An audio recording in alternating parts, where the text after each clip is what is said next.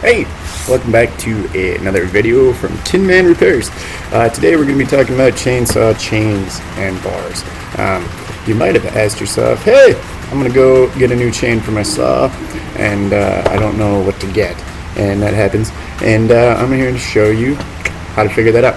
So I like to sharpen chains. I do it, I like to save the chain as long as we can. They're like 25 to 30 bucks sometimes, or even more. So if you can sharpen them, it's a good thing to do that. But this one has been sharpened and done so many times that there's nothing left to sharpen.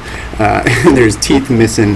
This chain is done. This thing is shot, and that happens. I mean, they only have so much life to them. So a customer came in and said, hey, it doesn't cut, and he was right. It doesn't cut at all. It's the chain is done. So I'm gonna go get a new one. But before I go, I need to know what exactly to get. So there's 4 things you need to look for when you go get a new chain. First and most obvious, you need to know the length of your chain. A lot of times on the bar, it'll be 18. That means this is an 18-inch chain, 18-inch bar, so you need an 18-inch chain. That's pretty self-explanatory. Sometimes if the paint's worn off on your bar and stuff and you can't see it on there, it'll say it on the saw. If not, you can actually just measure the chain, and that'll tell you exactly how long it is. So along the lines of measuring, you also need to know your pitch. The pitch of the chain is the distance between 3 rivets.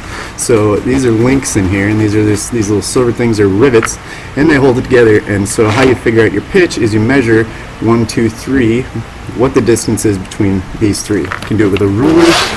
You can do it with a tape measure. I measured this one earlier, and it's 3/8. That's pretty common. A lot of them are 3/8. You're gonna have 3/8 low profile. You're gonna have 3/8 regular. Generally, it's 3/8 regular. A lot of the newer saws are going low profile though, which is kind of nice. But you want to know what it is, and it's 3/8. That's what I counted it out. So the third thing you need to know is how many links it has. These are drive links. I call them shark fins. These sit inside the bar, and that's what holds it inside the bar, and they run back and forth, and they're very important. They grab onto the spindle and they turn the blade.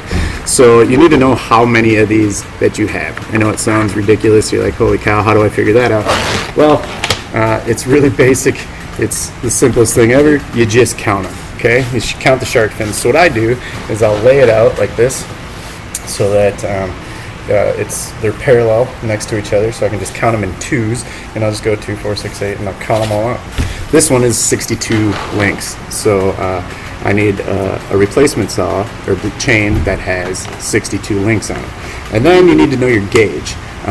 Generally, they're about the same. They're 0.43, 0.5, 0.58, stuff like that.